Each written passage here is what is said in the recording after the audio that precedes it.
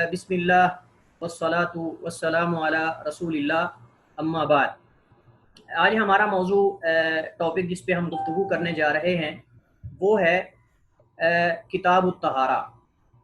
کتاب جو ہے، لفظ کتاب عموماً ایک ایسے مجموعے کو بولا جاتا ہے جس کے اندر مختلف موضوعات پر ابواب کو جمع کر دیا جائے، یعنی ایسے ابواب ہوں جن کے موضوعات مختلف ہوں اور ان کو اس کتاب کے تحت جو ہے ان ابواب کو جو مختلف موضوعات پر مشتمل ہیں ان کو ذکر کر دینا، اس کو کتاب کہتے ہیں۔ یعنی ایک ایسا مجموعہ جو مختلف ابواب مختلف موضوعات پر مشتمل ہو اسے کتاب کہتے ہیں۔ اور طہارت جو ہے، لفظ طہارت، یہ طہارا، طہارا یطہرو اور طہورا یطہرو، یہ دونوں ابواب سے مصدر ہے۔ طہارا، طہارتن، یہ مصدر ہے اور اس کا معنی ہوتا ہے، لغوی طور پہ اس کا معنی یہ ہوتا ہے پاکیزگی اختیار کرنا، پاکی اختیار کرنا، طہارت حاصل کرنا۔ کوئی بھی آپ اس کا معنی جو ہے پاک ہونا، یہ سارے اس کے جو ہے وہ معنی ہیں۔ کوئی بھی اس کا معنی آپ ذکر کر سکتے ہیں، پاک ہونا، طہارت حاصل کرنا، پاکی حاصل کرنا، نجاست کا زائل کرنا، یہ چیزیں ساری جو ہے وہ سارے معنی طہارت کے ہی ہیں۔ اب یہاں جو اہم چیز سمجھنے والی ہے، انشاءاللہ ہمارے ساتھ آگے اگلے موضوعات میں یہ لفظ آئیں گے بار بار، ان چیزوں کو سمجھنا ضروری ہے۔ ایک ہوتا ہے طہور، طا جو ہوتا ہے طا کے فتحہ کے ساتھ طہور، اور ایک ہوتا ہے طہور، اور ایک جو ہے ہوتا ہے جیسے وضو ہوتا ہے، وضو اور وضو۔ تو اسی طرح جیسے ہمارے ہاں سحری ہم بولتے ہیں، سحری جو حدیث کے اندر جو ہے وہ سحور کا لفظ بھی آیا ہے اور سحور کا لفظ بھی آیا ہے، تو ان کو سمجھنا ضروری ہے۔ تو لفظ طہارت جو ہے، لفظ طہارت اگر یہ طہور جو ہے، اگر یہ فتح کے ساتھ ہو طہور، تو اس کا معنی کیا ہوتا ہے؟ وہ پانی جس سے پاکی حاصل کی جائے۔ پاک فتح کے ساتھ طہور، اس سے مراد وہ پانی ہوتا ہے جس سے طہارت حاصل کی جائے یا پاکی حاصل کی جائے یا نجاست کو جس سے زائل کیا جا سکے، اس کو کہتے ہیں طہور، طا کے فتحہ کے ساتھ۔ اور ایک ہوتا ہے طہور، طا کے ضمہ کے ساتھ طہور۔ تو اس کا معنی کیا ہے؟ اس کا معنی ہوتا ہے طہارت حاصل کرنا، یعنی پہلا ہے جس سے طہارت حاصل کی جاتی ہے جو فتح کے ساتھ ہے۔ اللہ تعالیٰ قرآن کریم میں فرماتا ہے وَأَنزَلْنَا مِنَ السَّمَاءِ مَاءً طَهُورًا، کہ ہم نے آسمان سے پانی اتارا۔ کون سا پانی؟ جو دوسروں کو، جو خود بھی پاک ہے اور پاک کرنے والا بھی ہے۔ تو عربی زبان میں جو لفظ طہور ہے طا کے فتح کے ساتھ، اس کے اندر دو معنی ہوتے ہیں، ایک بذات خود پاک ہو اور دوسرا دوسرے کو پاک کرنے والا ہو۔ تو اس سے مراد وہ پانی ہوتا ہے جس سے نجاست کو زائل کیا جاتا ہو یا جس سے پاکیزگی اور پاکی جو ہے طہارت حاصل کی جاتی ہو، اسے کہتے ہیں طہور، طا کے فتح کے ساتھ۔ اور ایک کہتا ہے طہور طا کے ضمہ کے ساتھ، اس کا معنی ہوتا ہے پاکیزگی اختیار کرنا، یعنی بندے کا جو عمل ہے، بندے کا جو فعل ہے، اس کو کہتے ہیں طہور طا کے ضمہ کے ساتھ۔ جیسا کہ حدیث میں ہے، رسول اللہ صلی اللہ علیہ وسلم نے فرمایا لا تقبل صلاۃ بغیر طہور، کہ نماز جو ہے بغیر طہارت کے قبول نہیں ہوتی۔ اللہ تعالیٰ جو ہے نماز بغیر طہارت کے قبول نہیں فرماتا۔ تو یہ ہے انسان کا عمل کہ جو آدمی طہارت حاصل نہیں کرتا اس کی اللہ نماز قبول نہیں فرماتا۔ یہ ضمہ کے ساتھ ہے، طا کی پیش کے ساتھ، اور فتح کے ساتھ جو ہے وہ آپ کو بتا چکا ہوں کہ اس سے مراد وہ پانی ہوتا ہے جس سے طہارت حاصل کی جاتی۔ اسی طرح ہی وضو اور وضو ہے، اسی طرح ہی وضو اور وضو ہے۔ وضو سے مراد جو ہے وہ پانی ہے جس سے انسان وضو کرتا ہے، جس سے انسان وضو کرتا ہے، اور وضو سے مراد انسان کا وہ وضو والا فعل ہے جو ہم نماز سے پہلے جو ہے وہ سر انجام دیتے ہیں۔ تو اسی طرح سحور اور سحور، سحور سے مراد وہ کھانا ہے جو ہم رمضان میں سحری کے وقت کھاتے ہیں، اور جو سحور ہے وہ انسان کا سحری کھانے کا عمل ہے جو انسان روزے کے جو ہے وہ سحری کے وقت عمل کرتا ہے، کھاتا ہے۔ اس کو سین کے ضمہ کے ساتھ، یعنی سین کی پیش کے ساتھ پڑھا جاتا ہے سحور، اور جو کھانا کھایا جاتا ہے، جو مفعول ہے یعنی جس کو ہم کھاتے ہیں، اسے سحور بولا جاتا ہے۔ تو یہ فرق ہے، آپ ذہن میں بٹھا لیں، یہ انشاءاللہ آخر میں کتاب کے آخر تک یہ ہمارے ساتھ یہ الفاظ جو ہے بار بار آئیں گے، تو اس لیے ان کو سمجھنا جو ہے وہ انتہائی ضروری ہے۔ تو یہ طہارت کا لغوی معنی ہے۔ طہارت کا لغوی معنی ہے پاکیزگی اختیار کرنا، طہارت حاصل کرنا، پاک ہونا۔ یہ سارے معنی جو ہے وہ اس طہارت، جو لفظ طہارہ یا طہرو سے مصدر ہے، یہ اس کے معنی ہے۔ آگے شریعت میں یعنی شرعی طور پہ اس کی تعریف کیا بنتی ہے، جس کو ہم اصطلاحی تعریف بھی کہہ سکتے ہیں، شرعی تعریف بھی بول سکتے ہیں، کہ ہر جو لغوی، ہر جو معنی ہوتا ہے، کلمہ ہوتا ہے، اس کے دو معنی ہوتے ہیں، ایک لغوی ہوتے ہیں یعنی اہل لغہ کے ہاں، اور ایک جو شریعت میں اس کا استعمال ہوا ہے یا اہل علم کے ہاں جو اس کا استعمال ہوا ہے، وہ کس معنی میں استعمال ہوا ہے۔ تو تقریباً جو ہے جتنے بھی مصطلحات ہیں شریعت میں، ان کا لغت کے ساتھ کوئی نہ کوئی تعلق جو ہے وہ ضرور ہوتا ہے۔ تو ہم نے جب کہا کہ پاک ہونا، پاکیزگی اختیار کرنا، یا جو ہے وہ طہارت کو، نجاست کو زائل کرنا، تو اس میں اصطلاحی تعریف کیا ہوگی؟ اصطلاحی تعریف یہ ہوگی کہ آدمی کا حصی اور معنوی نجاست کو زائل کرنے کا جو عمل ہے، اسے طہارت بولا جاتا ہے شرعی طور پر۔ اصطلاحی طور پر طہارت سے مراد حصی اور معنوی، حصی اور معنوی کیا، انشاءاللہ اس پہ وضاحت کریں گے ہم ابھی اس کے بعد۔ تو حصی اور معنوی نجاست کو زائل کرنا، ختم کرنا، یا اس سے طہارت حاصل کرنا، یہ لفظ طہارت کی اصطلاحی تعریف ہے، اور اس کی جو ہے وہ شرعی تعریف ہے۔ دین اسلام میں جو طہارت ہے، اس کی اہمیت کیا ہے، یہ بھی ہمیں جاننا ہمارے لیے انتہائی ضروری ہے، تاکہ ہمارے دل کے اندر جو ہے وہ طہارت حاصل کرنے کی مزید رغبت پیدا ہو، شوق پیدا ہو، اور انسان ہمیشہ جو ہے وہ پاک صاف ہو کر رہے۔ اس کی اہمیت کو جاننا انتہائی ضروری ہے۔ تو دین اسلام میں طہارت کی اہمیت کو اور اس کی قیمت کو، قدر و قیمت کو ہم چار چیزوں سے پہچان سکتے ہیں۔ سب سے پہلی چیز کہ شریعت نے، دین اسلام نے، اللہ اور اس کے رسول نے صلی اللہ علیہ وسلم نے باقاعدہ خود جو ہے امت کو اس چیز کا اہتمام کرنے کی دعوت دی ہے، ترغیب دلائی ہے، اور اس کے احکامات جو ہے وہ کتاب و سنت میں جاری کیے ہیں۔ یہ اس کی اہمیت کی سب سے پہلی دلیل ہے کہ اللہ تعالیٰ نے قرآن کریم میں اور رسول اللہ صلی اللہ علیہ وسلم نے احادیث نبویہ کے اندر جو ہے اپنی امت کی طہارت کے بے شمار مسائل میں رہنمائی کی ہے، جو اس بات کی اہمیت کی طرف جو ہے وہ کی طرف اشارہ کرتی ہے، اور اس پر اس کی دلالت ہے۔ تو یہ سب سے پہلے جس سے ہم اس کی اہمیت کا اندازہ لگا سکتے ہیں کہ قرآن کریم اور احادیث میں باقاعدہ طور پہ طہارت کے مسائل بیان کیے گئے ہیں، یہ بھی اس کی قدر و قیمت اور اس کی اہمیت کی دلیل ہے۔ دوسری چیز یہ ہے کہ جیسا کہ قرآن کریم میں اس کی جو ترغیب دلائی گئی، قرآن کریم میں اللہ تعالیٰ فرماتا ہے رسول اللہ صلی اللہ علیہ وسلم کو وَثِيَابَكَ فَطَهِّرْ، کہ اے نبی اپنے کپڑوں کو پاک صاف رکھیے۔ تو اللہ تعالیٰ اپنے نبی کو حکم فرما رہا ہے کہ اے نبی اپنے کپڑوں کو پاک صاف رکھیے۔ یہ سورہ مدثر کی آیت نمبر جو ہے وہ 4 ہے۔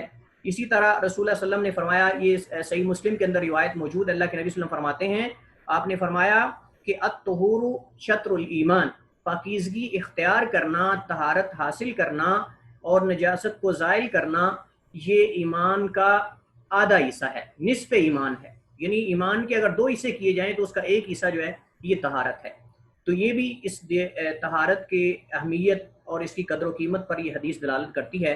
تو پہلی چیز یہ ہے کہ دین اسلام نے باقاعدہ اس موضوع کو نصوص کے اندر یعنی دلائل کے اندر ذکر کیا ہے، کتاب و سنت کے اندر اس کو موضوع بحث بنایا ہے، یہ اس کی اہمیت کی دلیل ہے۔ اور دوسری چیز یہ ہے کہ اللہ تعالیٰ نے قرآن کریم میں طہارت حاصل کرنے والوں کے لیے اپنی محبت کا اظہار کیا ہے، کہ اللہ تعالیٰ ان لوگوں سے محبت کرتا ہے جو پاک صاف رہنے والے ہوتے ہیں اور پاکیزگی کو پسند کرنے والے ہوتے ہیں۔ اللہ تعالیٰ قرآن کریم میں فرماتا ہے، سورہ بقرہ آیت نمبر 222 سے اللہ تعالیٰ فرماتا ہے، ان اللہ یحب التوابین ویحب المتطہرین، کہ بے شک اللہ تعالیٰ کثرت سے توبہ استغفار کرنے والوں سے محبت کرتا ہے، اور جو پاک اور صاف رہتے ہیں اور پاکیزگی کو پسند کرتے ہیں اللہ تعالیٰ ان سے بھی محبت کرتا ہے۔ یہ بھی اس بات کی دلیل ہے کہ طہارت کی دین اسلام کے اندر بہت بڑی اہمیت ہے، بہت زیادہ اہمیت ہے، اور اس کی قیمت ہے۔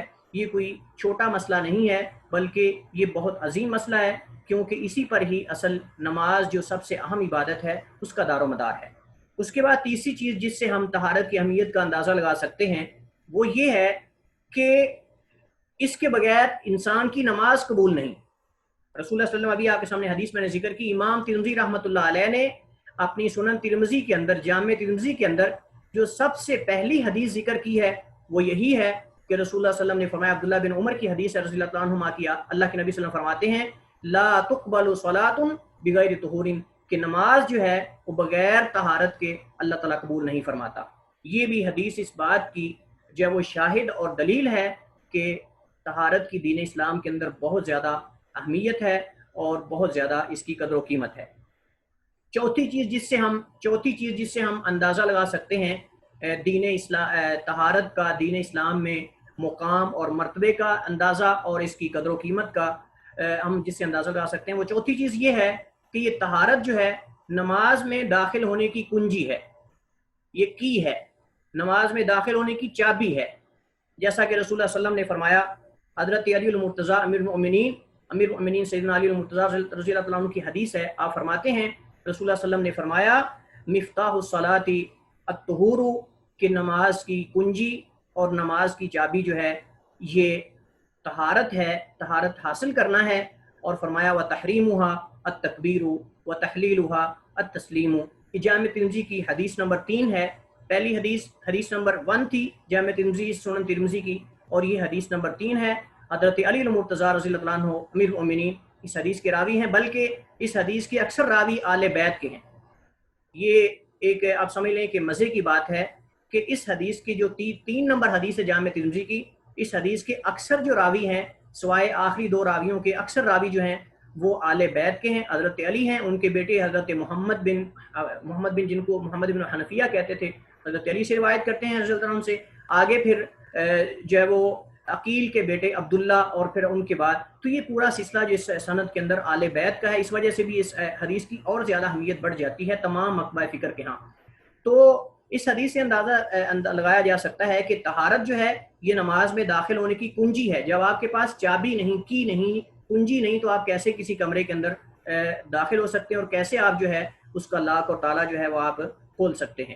تو یہ 4 چیزیں ہیں جن سے ہم طہارت کا اندازہ، اس کی اہمیت کا اندازہ لگا سکتے ہیں، اور دین اسلام میں اس کے مقام کا اور اس کی مرتبت اور اس کے جو ہے وہ منزلت کا ہم اندازہ لگا سکتے ہیں۔ اس کے بعد اگلا موضوع جس پہ ہم بحث کریں گے وہ ہے طہارت کی اقسام۔ اس کی تعریف پہ ہم نے بات کر لی، طہارت کی اہمیت دین اسلام کے اندر کیا ہے، اس میں ہم نے 4 چیزیں ذکر کی۔ سب سے پہلی کہ دین اسلام نے باقاعدہ اس موضوع کو ٹچ کیا ہے، اس موضوع کو موضوع بحث بنایا ہے قرآن و حدیث کے اندر، یہ اس کی اہمیت کی سب سے بڑی دلیل ہے۔ اللہ تعالیٰ نے اپنے نبی کو اس بات کی جو ہے وہ تلقین کی ہے کہ وَثِيَابَكَ فَطَهِّرْ، اپنے کپڑوں کو پاک صاف رکھیے۔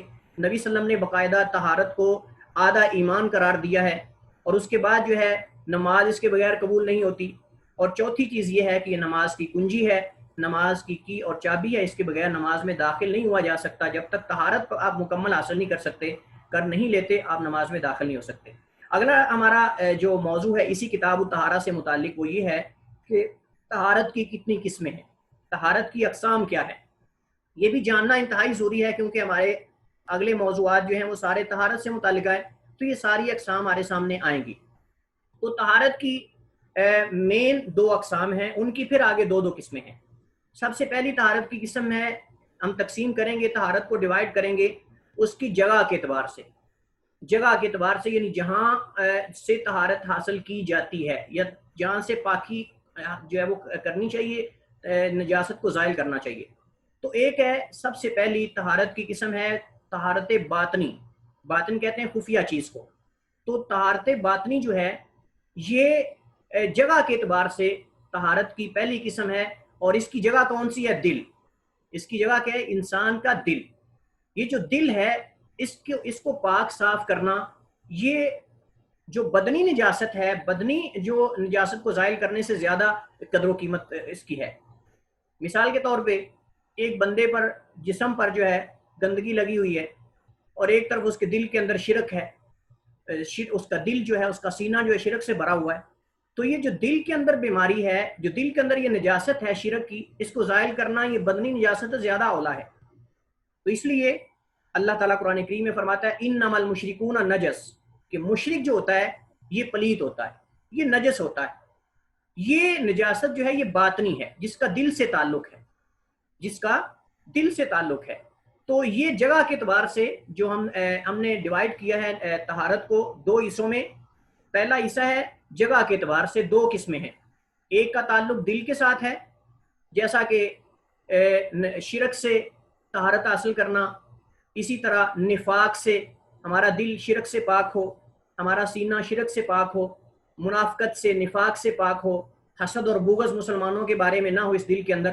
سب سے پہلے جو ہے وہ انبیاء کے بارے میں حسد اور بغض نہ ہو، اللہ کے نبی صلی اللہ علیہ وسلم کے صحابہ کے بارے میں، اولیاء اللہ کے بارے میں، ائمہ کرام کے بارے میں دل کے اندر بغض اور حسد، اللہ کے جو اولیاء ہیں، نیک لوگ ہیں، بندے ہیں، ان کے بارے میں دل کے اندر حسد اور بغض نہ رکھنا، اس کو زائل کرنا، ختم کر دینا، یہ ہے باطنی طہارت. یہ ہے باطنی طہارت. اور اسی جگہ کے اعتبار سے جو طہارت کی دو قسمیں ہیں، اس کی دوسری قسم ہے حصی. یعنی حصی سے مراد یہ ہے کہ جس کو سامنے دیکھا جا سکتا ہو، اور یہ بدن سے تعلق رکھتی ہے، پورے بدن کے ساتھ، کپڑے پہ ہو یا جسم میں کسی حصے پر لگی ہو، یا جو ہے وہ کسی نماز والی جگہ پہ جہاں نماز پڑھتے ہیں وہاں ہو، اس کو زائل کرنا. تو یہ ہے جگہ کے اعتبار سے. اب دوسری قسم ہے اس کی نوعیت کے اعتبار سے. یعنی طہارت کی نوعیت کیا ہوتی ہے؟ اس کی دو قسمیں ہیں. پہلی کی قسم تھی جگہ کے اعتبار سے، اور دوسری قسم ہے نوعیت کے اعتبار سے. اور اس کی آگے پھر دو قسمیں ہیں. اس کی آگے پھر جو ہے وہ دو قسمیں ہیں. پہلی قسم ہے حدث سے طہارت حاصل کرنا. حدث سے طہارت حاصل کرنا. حدث سے کیا مراد ہے؟ حدث جو ہے یہ حدود سے ہے. جیسے ہمارے ہاں کہتے ہیں حادثہ پیش آ گیا، ہمارے ہاں بولتے ہیں فلاں جگہ جو ہے وہ دو بسیں آپس میں ٹکرائی، یا بائک اور بس آپس میں ٹکرائی اور حادثہ پیش آ گیا. تو یہ حدود سے ہے. حدث جو ہے یہ حدود سے ہے. اور اس کا معنی کیا ہوتا ہے؟ کسی چیز کا واقع ہونا. کسی چیز کا واقع ہونا یا اس کا جو ہے وہ علیحدہ ہونا کسی دوسری چیز سے. تو اس کا اصطلاحی معنی یہ ہے کہ آدمی کے جسم کے ساتھ، آدمی کے جسم سے کسی ایسے وصف کا ظاہر ہونا، آدمی کے جسم سے، آدمی کے بدن سے کسی ایسے وصف کا ظاہر ہونا کہ جو نماز میں داخل ہونے سے روکتا ہو. نماز میں داخل ہونے سے روکنے والے کسی ایسے وصف کا انسان کے جسم سے ظاہر ہونا، یہ حدث ہے. یہ کیا ہے؟ یہ حدث ہے. حدث ہا دال سا، اس کو حدث بولتے ہیں. لغوی معنی کیا ہے؟ واقع ہونا، حدوث یعنی کسی واقع کا پیش آنا. اور اصطلاحی طور پہ اس کا معنی یہ ہے کہ انسان کے جسم سے کسی ایسی صفت کا، کسی ایسی چیز کا ظاہر ہونا کہ جس کے ظاہر ہونے کے بعد نماز میں اس کو زائل کرنے سے پہلے داخل نہ ہوا جا سکتا ہو، جو نماز سے روکتا ہو. تو یہ ہے حدث. تو یہ طہارت جو نوعیت کے اعتبار سے طہارت کی دو قسمیں ہیں، اس میں سے پہلی قسم ہے حدث کو زائل کرنا. اور حدث کی تین قسمیں ہیں. حدث کی تین قسمیں ہیں. سب سے پہلی قسم ہے طہارت کبریٰ. یعنی حدث سے طہارت حاصل کرنے کی تین قسمیں ہیں. طہارت کبریٰ، اور اس سے مراد یہ ہے کہ انسان غسل کرے. یہ وضو سے کام نہیں چلے گا. طہارت کبریٰ میں یعنی بڑی طہارت جو ہوتی ہے، طہارت کبریٰ اس کو بولتے ہیں، اس کے اندر جو ہے وہ غسل کے بغیر آپ طہارت حاصل نہیں کر سکتے. خالی وضو نہیں چلے گا بلکہ غسل کرنا پڑے گا. اور اس سے مراد کیا چیز ہے؟ اس سے مراد جو ہے وہ انسان اگر جنبی ہو جاتا ہے یا اپنی بیوی سے ہم بستری کر لیتا ہے تو یہ اس سے ریلیٹڈ اور اس سے متعلقہ ہے. اس کو طہارت کبریٰ بولتے ہیں، غسل کرنا، اور جس کو غسل واجب کہتے ہیں. اور دوسرا ہے طہارت صغریٰ، چھوٹی طہارت. یہ پہلے ہم ذکر کر چکے ہیں کہ پہلی طہارت جو ہے یہ طہارت کبریٰ ہے، جس کا تعلق غسل کے ساتھ ہے. جو غسل واجب ہوتا ہے انسان پر، وہ احتلام کی صورت میں واجب ہو جائے یا پھر اپنی بیوی سے ہم بستری کرنے کی صورت میں انسان پر واجب ہو جائے، تو اس کو جو ہے وہ طہارت کبریٰ بولتے ہیں. اور طہارت صغریٰ سے مراد جو ہے وہ انسان کے جسم سے جو ہوا کا خارج ہو جانا یا پھر انسان کا بول و براز کرنا، پیشاب کرنا، اس کے بعد جو ہے یہ طہارت حاصل کرنا، اس کو طہارت صغریٰ بولتے ہیں. یہ وضو سے ہی کام چل جاتا ہے، اس میں غسل جو ہے وہ ضروری نہیں ہوتا. تو تیسری قسم ہے ان دونوں کا بدل، ان دونوں کا قائم مقام. یعنی پہلا غسل ہے، دوسرا وضو ہے. غسل کس سے ہوگا؟ یا احتلام کی صورت میں یا پھر جو ہے وہ ہم بستری کی صورت میں. اور وضو کب ہوگا؟ جسم سے، انسان کے جسم سے ہوا کا خارج ہو جانا یا پھر انسان کا بول و براز، پیشاب کرنا. اس کے بعد جو ہے جو طہارت حاصل کی جاتی ہے اس کو طہارت صغریٰ بولتے ہیں، چھوٹی طہارت بولتے ہیں. اور یہ وضو سے ہی حاصل ہو جاتی ہے. تیسری چیز جو ہے اسی طہارت حدث کی طہارت حاصل کرنے میں وہ ہے ان دونوں کے قائم مقام تیمم. وہ کیا ہے؟ تیمم کرنا. اور تیمم کا طریقہ یہ ہوتا ہے کہ اس کی کچھ شروط ہیں. اس کی کچھ شروط ہیں وہ انشاءاللہ ہمارے ساتھ آگے جب ہم تیمم کا باب پڑھیں گے تو انشاءاللہ وہاں ہمارے ساتھ ڈیٹیل کے ساتھ تفصیل کے ساتھ انشاءاللہ آئیں گی. یہاں بھی ان کا ذکر کرنا جو ہے وہ اس کی ضرورت نہیں، انشاءاللہ وہاں دوبارہ آئیں گے تو وہاں انشاءاللہ ہم اس کو پڑھیں گے. تو یہ جو ہے نوعیت کے اعتبار سے طہارت کی پہلی قسم کی 3 قسمیں ہیں. نوعیت کے اعتبار سے طہارت کی جو پہلی قسم ہے حدث سے، یعنی حدث کا مطلب میں آپ کو بتا چکا ہوں کہ انسان کے جسم سے کسی ایسی چیز کا ظاہر ہونا جس کے بعد اس کو طہارت پاکیزگی حاصل کرنا اس کے لیے ضروری ہو جاتا ہے. اور پھر اس کی 3 قسمیں ہیں، یا تو غسل کرنے سے یہ حدث زائل ہو جاتا ہے، یا پھر جو ہے وہ وضو کرنے سے زائل ہو جاتا ہے، یا پھر تیمم کرنے سے اگر پانی نہ ملے، یا پھر انسان بیمار ہے اور پانی چھو نہیں سکتا، اگر بیماری کی حالت میں پانی چھوئے گا تو موت کا ڈر ہے، تو اس صورت میں بھی انسان جو ہے وہ تیمم کر سکتا ہے مٹی کے ساتھ. اور اس کا طریقہ یہ ہے کہ پاک مٹی جو ہے وہ لے کر انسان اس کے اوپر ہاتھ مارے، اور ہاتھ مارنے کے بعد جو ہے چہرے پر ایک دفعہ ہاتھ مار لے، اور پھر اپنے جو ہے وہ ہاتھوں پر اس کو اچھی طرح جو ہے وہ ہاتھوں کو مل لے مٹی کو. تو یہ اس سے انسان جو ہے وہ تیمم کر لیتا ہے، اور اس حدث جو ہے اس سے انسان پاکی اور پاکیزگی اور طہارت جو ہے وہ حاصل کر لیتا ہے. دوسری قسم ہے نوعیت کے اعتبار سے طہارت کی، وہ ہے خباثت کو زائل کرنا. خبث کا معنی ہوتا ہے یہ اچھی چیز کے برعکس ہے، اچھی چیز کے برعکس ہے، بری چیز، گندگی ہم اس کو کہہ سکتے ہیں. یعنی پہلا تھا مانوی یعنی کوئی انسان نے کام کیا ہے تو اس کے بعد اس کو غسل کرنا ضروری ہو گیا یا وضو کرنا. یہ حسی ہے، یعنی سامنے نظر آ رہی ہے انسان کے جسم پر، کپڑے پر، کسی اور چیز پر انسان کو جو ہے وہ نظر آتی ہے. نماز والی جگہ پر کوئی چیز لگی ہوئی ہے، جائے نماز پہ لگی ہوئی ہے، قالین پہ لگی ہوئی ہے، تو یہ اس کو زائل کرنا جو ہے یہ اس کو کہتے ہیں حدث سے جو ہے، یعنی خبث کو زائل کرنا، خباثت کو، گندگی کو زائل کرنا. پہلی صورت میں جو ہے وہاں آپ غسل کر لیتے ہیں تو اس میں کوئی گندگی نہیں ہوتی جسم پر. انسان کے آدمی جب ہم بستری کرتا ہے، یا مثال کے طور پہ اگر انسان جو احتلام ہوتا ہے تو اس کے اندر جو ہے وہ گندگی اس صورت میں واضح طور پہ نظر نہیں ہوتی، ایک مانوی چیز ہے. لیکن یہ جو خباثت کو زائل کرنا ہوتا ہے، طہارت من الخبث، تو اس سے مراد یہ کہ انسان کے جسم پر، کپڑوں پر کہیں نجاست موجود ہے، ظاہر نظر آ رہی ہے، تو اس کو زائل کرنا. اب اس کی 3 صورتیں ہیں، یا تو دھونے سے زائل ہو جائے گی وہ چیز، اگر دھونے سے زائل نہیں ہوگی تو یا پھر مسح کرنے سے زائل ہو جائے گی، صرف گیلا ہاتھ کر کے اوپر مار دو تو زائل ہو جائے گی، یا پھر جو ہے اس کو چھینٹے مارنے پڑیں گے. جیسے کہ حدیث میں رسول اللہ علیہ وسلم نے فرمایا کہ جو بچہ ہے دودھ پینے والا، اگر وہ کہیں پیشاب کر دیتا ہے تو اس پر آپ پانی کے چھینٹے مار دو تو یہی اس کی طہارت کے لیے کافی ہے. تو یہ چونکہ ہمارے مسائل سارے آگے اسی طرح کے آئیں گے، اس وجہ سے میں نے آپ کے سامنے یہ تفصیل اور ڈیٹیل ذکر کر دی ہے تاکہ پہلے سے ہمارے سامنے واضح ہو کہ حدث سے مراد کیا ہے. حدث سے مراد یہ کہ انسانی جسم پر کسی ایسے وصف کا جسم سے ظاہر ہو جانا جس کے ظاہر ہونے کے بعد آدمی نماز میں داخل نہ ہو سکے. تو پہلے کیا ہے، اس وصف کو زائل کرے، اس چیز کو زائل کرے، ختم کرے پاکیزگی طہارت کے ساتھ، اور اس کے بعد نماز میں داخل ہو. اور دوسرا ہے خباثت کو، نجاست کو زائل کرنا، اور اس کے 3 طریقے ہیں. یا تو دھونے سے زائل ہوگی اگر وہ جسم پر کہیں لگی ہوئی، کپڑے پر لگی ہوئی ہے، اور اگر اس کے صرف نشان ہے، مثال کے طور پہ پیشاب کا کوئی چھینٹا ہے تو آپ اس کے اوپر اگر گیلا ہاتھ کر کے مار دیتے ہیں، اس کا اگر زائل ہونے کا امکان ہے تو ایسے بھی چل جائے گا. اور اسی طرح جو ہے وہ چھینٹے مارنے سے، جیسا کہ نبی صلی اللہ علیہ وسلم نے فرمایا کہ اگر بچہ دودھ پینے والا پیشاب کر دے تو اس پر چھینٹے مار دینا کافی ہے، اور اگر بچی پیشاب کرے تو اس کو دھونا چاہیے. اب اس میں حکمت کیا ہے انشاءاللہ یہ آگے ہمارے سامنے تفصیل اور ڈیٹیل اس کی آئے گی کہ بچی کو دھونے کا حکم کیوں، بچی کے پیشاب کو دھونے کا حکم کیوں دیا گیا ہے، اور بچے کے پیشاب پر چھینٹے مارنے کا حکم کیوں دیا گیا، اس میں علت کیا ہے، علماء کی اس میں کلام انشاءاللہ باقاعدہ تفصیل کے ساتھ ہمارے سامنے آئے گی.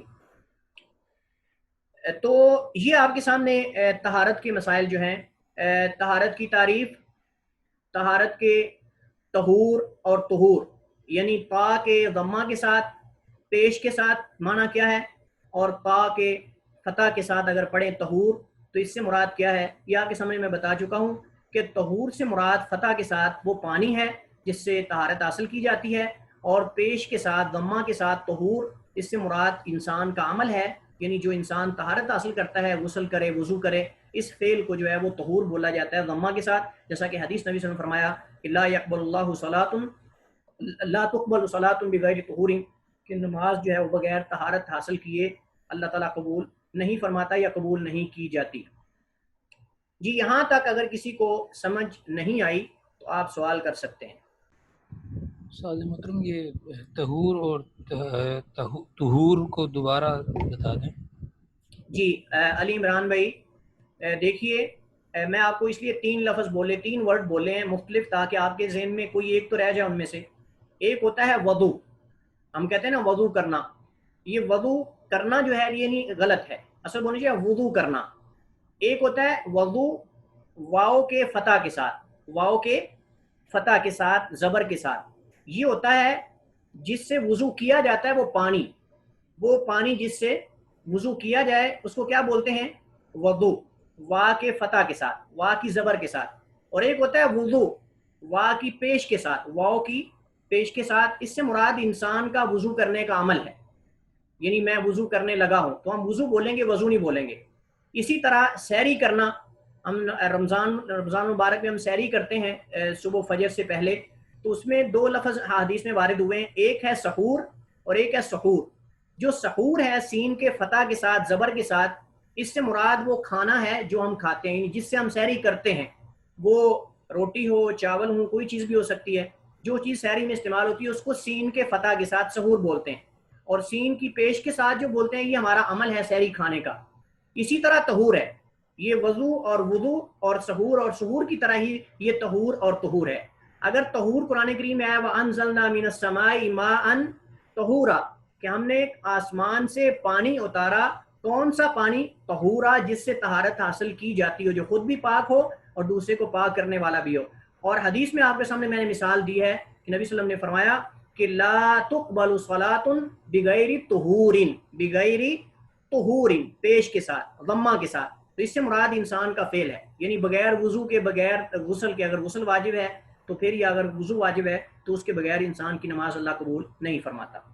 شیخ صاحب، اس کا مطلب اگر ہم یہ سمجھنا چاہیں کہ جو ضمہ کے ساتھ آ رہا ہے جی یہ مفعول ہے، اور جو فتح کے ساتھ آ رہا ہے یہ فاعل ہے، تو کیا یہ سمجھ صحیح رہے گی نہیں نہیں، یاد رکھنے کے لیے؟ ایسے نہیں، ایسے نہیں، ایسے نہیں، ایسے نہیں، ایسے نہیں. آپ یہ کہہ سکتے ہیں کہ یہ فعل ہے انسان کا، جو ضمہ کے ساتھ ہے یہ فعل ہے، اور جو فتح کے ساتھ ہے یہ وہ پانی ہے جس کو وہ استعمال کر رہا ہے، یہ آلہ ہے. سمجھیں آپ؟ یعنی جو فتح کے ساتھ ہے یہ آلہ ہے جسے طہارت کے لیے استعمال کیا جا رہا ہے، اور جو ضمہ کے ساتھ ہے وہ آدمی کا فعل ہے جو وہ سر انجام دے رہا ہے، وہ غسل ہو یا وضو ہو.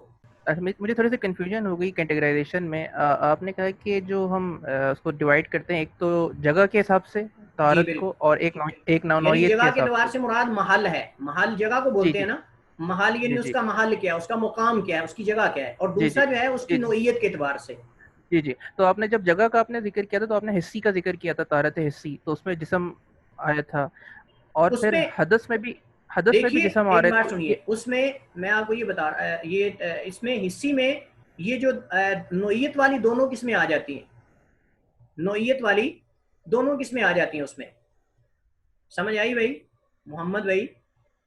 جو حصی ہے اس میں نوعیت والی دونوں قسمیں آ جاتی ہیں، طہارت من الاحداث والانجاز.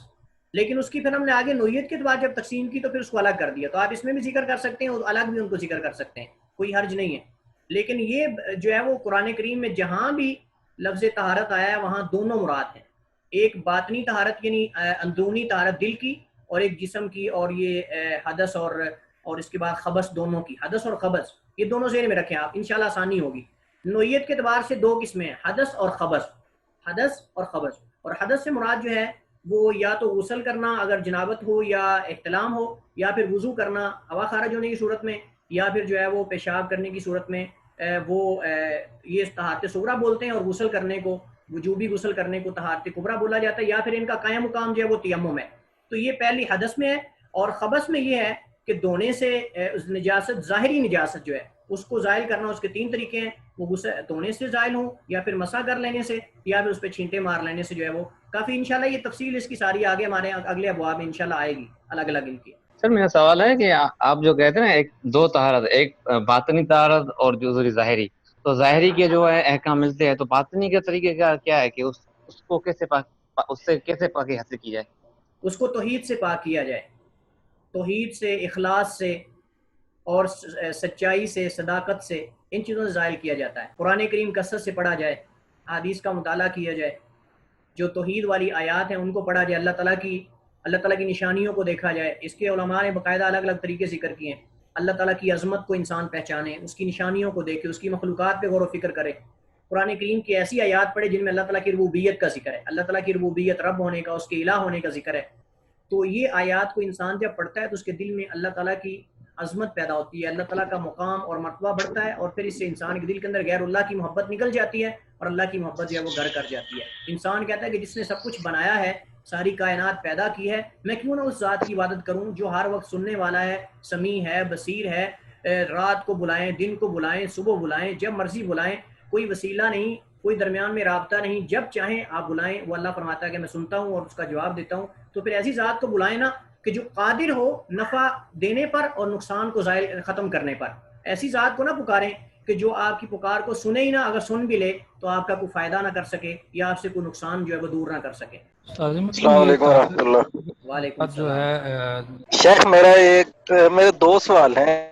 ایک تو یہ ہے کہ جب ہم غسل کرتے ہیں جی اس کے لیے پہلے ہم وضو کر لیتے ہیں, یعنی کہ پاؤں نہیں دھوتے, پاؤں کے علاوہ باقی وضو کر کے ہم نہانا جی شروع کر دیتے ہیں. جی اگر نہاتے ہوئے شرمگاہ کو ہاتھ لگ جاتا ہے تو کیا وہ جو ہمارا غسل ہوگا وہ کامل ہوگا؟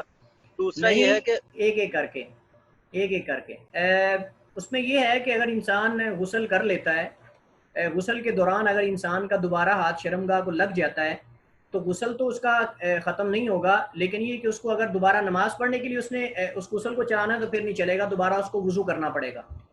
لیکن اگر ہاتھ نہیں لگا اور وضو کی نیت سے ساتھ غسل بھی کرتا ہے تو پھر اس کا انشاءاللہ دوبارہ اس کو وضو کرنے کی ضرورت نہیں ہے, بلکہ وہی اس کا غسل جو ہے وہ وضو کے قائم مقام ہو جائے گا.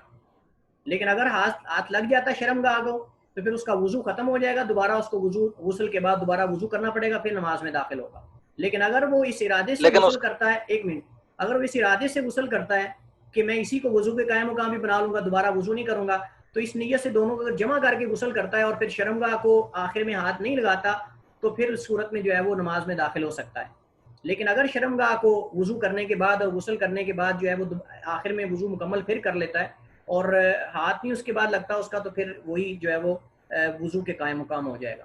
لیکن اگر ہاتھ لگ جاتا ہے تو اس کا وضو وہ نہیں ہوگا, بلکہ وضو اس کو دوبارہ کرنا پڑے گا. جی ٹھیک ہو گیا. شیخ دوسرا سوال میرا یہ ہے کہ غسل کرنے کے بعد جب ہم کپڑے پہن کے دوبارہ پاؤں کا دھونا ہے, اگر پاؤں کا دھونا بھول جائے, یعنی کہ پاؤں نہیں دھوئے, وضو کیا شروع میں پورا نہا لیا, نہانے کے بعد کپڑے پہن لیے لیکن پاؤں دھونا بھول گئے, تو کیا وہ جو غسل ہے وہ غسل مکمل ہو گیا یا دوبارہ کرنا پڑے گا غسل؟ دیکھیے مناسب تو یہی ہے کہ وہاں پہ ہی وہ پاؤں دھو لے آخر میں. اگر بھول جاتا ہے تو جب یاد آیا دوبارہ جا کر پاؤں دھو لے, انشاءاللہ اللہ تعالیٰ کی رحمت بڑی وسیع ہے. جزاکم اللہ خیر. فرمائیے. سوال میرا یہ ہے کہ ترمذی میں کتاب الطہارہ میں جو حدیث ہے اس سے جو معلوم پڑتا ہے وہ یہ ہے کہ اگر تو شرمگاہ کو ہاتھ لگ جاتا ہے تو وضو نہیں ٹوٹتا, لیکن اگر کوئی شہوت کی وجہ سے اگر ہوا اس کو تو کب ٹوٹتا ہے. تو اس بارے میں آپ سے پوچھنا تھا کہ یہ کیا ہے. تو بھائی محمد, یہ مسئلہ جو ہے یہ مسئلہ اختلافی ہے, انشاءاللہ ہمارے سامنے کتاب الطہارہ میں آئے گا, انشاءاللہ ہم تفصیلی اس کو پڑھیں گے.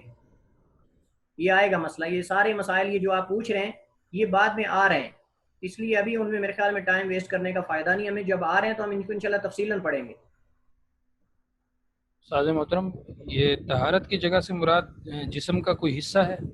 جی, کوئی حصہ بھی ہو سکتا ہے, کپڑا بھی ہو سکتا ہے, نماز کی جگہ بھی ہو سکتی ہے, یہ ساری چیزیں اس میں داخل ہیں. مکان, طہارت بدن اور طہارت لباس, یہ تینوں اس میں داخل ہیں. جزاک اللہ. وہی آپ. جی السلام علیکم. وعلیکم السلام ورحمۃ اللہ. جی صاحب. جی اس میں یہ جو خبث ہے, میرے ذہن میں آ رہا تھا خبث اور خبیث, ان میں آپس میں کوئی تعلق ہے؟ جی بالکل تعلق ہے. یہ دونوں کا لغوی معنی ایک ہی ہے. لغوی معنی ان کا مادہ اور مصدر اور فعل ایک ہی ہے. اس کا معنی ہوتا ہے اچھے کے بالکل اپوزٹ, اس کے مخالف جو ہوتا ہے اس کو خبیث بولتے ہیں. برا, گندا, یہ سارے معنی اس میں آتے ہیں. جی تو میرے خیال میں آپ کے سوالات ختم ہو گئے ہیں. اس کا مطلب یہ کہ آپ کو کچھ سمجھ آیا ہے. میں یہی سمجھوں گا نا آپ کے رد عمل سے کہ آپ کو لیکچر کچھ سمجھ آیا ہے. اگر نہ آتا تو آپ کوئی سوال کرتے, بعد میں نہ کہنا کہ ہمیں کچھ سمجھ نہیں آئی. ایسے ہی ہے بھائی. ہاں جی سمجھ آ رہی ہے الحمدللہ. سمجھ آئی. جی چلیے, جی آتے ہم پانیوں کی طرف, جو ہمارا سب سے پہلا باب ہے اس کتاب الطہارہ میں. جو سب سے پہلا ہمارا باب ہے وہ ہے کتاب المیاں, ابواب المیاں, پانیوں کے متعلق. اب لفظ میاہ جو ہے، میاہ، مین یا الف ہا، یہ میاہ ماں کی جمع ہے، ماں پانی کو بولتے ہیں، تو میاہ جمع ہے۔ اب یہاں جو مؤلف نے لفظ میاہ کیوں بولا ہے، یہ اکثر جو ہے وہ فقہا کتاب المیاہ یا ابواب المیاہ لکھتے ہیں، پانیوں کا باب۔ اب لفظ جمع کیوں ذکر کیا جاتا ہے، مفرد کیوں نہیں ذکر کیا جاتا؟ تو اس کی وجہ یہ ہے کہ چونکہ اس باب میں کئی پانیوں کا ذکر آتا ہے، بارش کا پانی، چشمے کا پانی، کنویں کا پانی، نہر کا پانی، یہ سارے مسائل ہمارے سامنے چونکہ اس باب میں آئیں گے، تو اس وجہ سے لفظ میاہ، یعنی پانیوں کی کئی قسمیں ہوتی ہیں، تو اس وجہ سے لفظ میاہ جمع بولا گیا ہے ماں کی، ماں مفرد ہے اور اس کی جمع ہے میاہ۔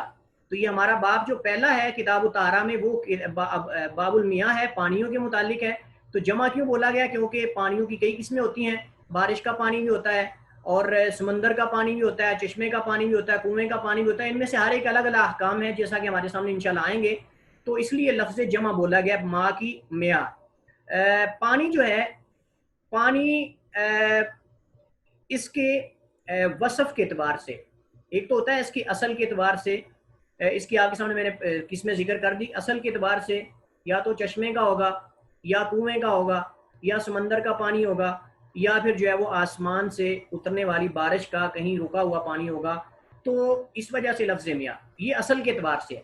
دوسرا ہے وصف کے اعتبار سے، صفت کے اعتبار سے، جیسا کہ ہمارے اندر ہر انسان میں صفات ہوتی ہیں، تو پانی کی بھی کچھ صفات ہیں۔ پہلی صفت پانی کی یہ ہے کہ وہ پانی خود بھی پاک ہو اور دوسرے کو پاک کرنے والا بھی ہو، جس کو ہم کہتے ہیں طاہر مطہر، پاک بھی ہو اور پاک کرنے والا بھی ہو۔ اس کی مثال اللہ تعالیٰ کا وہ فرمان ہے، جیسے کہ آپ سامنے میں نے آیت پڑھی ہے، اللہ تعالیٰ فرماتا ہے قرآن کریم میں وَأَنزَلْنَا مِنَ السَّمَاءِ مَاءً طَهُورًا، کہ ہم نے آسمان سے ایسا پانی اتارا کہ جو پاک بھی ہے اور پاک کرنے والا بھی ہے۔ تو یہ پہلی قسم ہے اس کی صفت کے اعتبار سے۔ پہلے آپ کے سامنے میں نے اصل کے اعتبار سے ذکر کر دی کہ کنویں کا پانی، سمندر کا پانی، بارش کا پانی، چشمے کا پانی، ان میں سے ہر ایک الگ الگ احکامات ہیں جیسا کہ ہمارے سامنے انشاءاللہ آگے آئیں گے۔ تو یہ ہے صفات کے اعتبار سے کہ اس پانی کی صفات کیا ہیں۔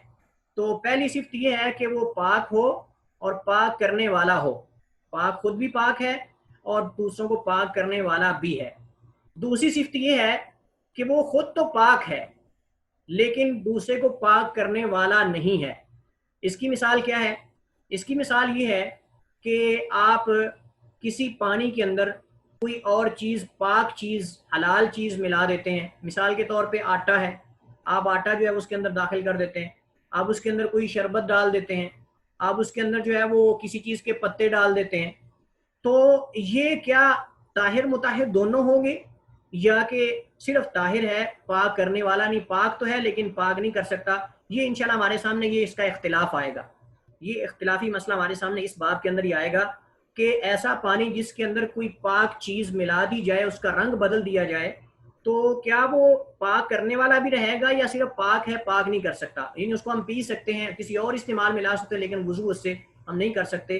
تو یہ اختلافی مسئلہ ہے، انشاءاللہ یہ ہمارے سامنے آئے گا۔ یہ دوسری قسم ہے۔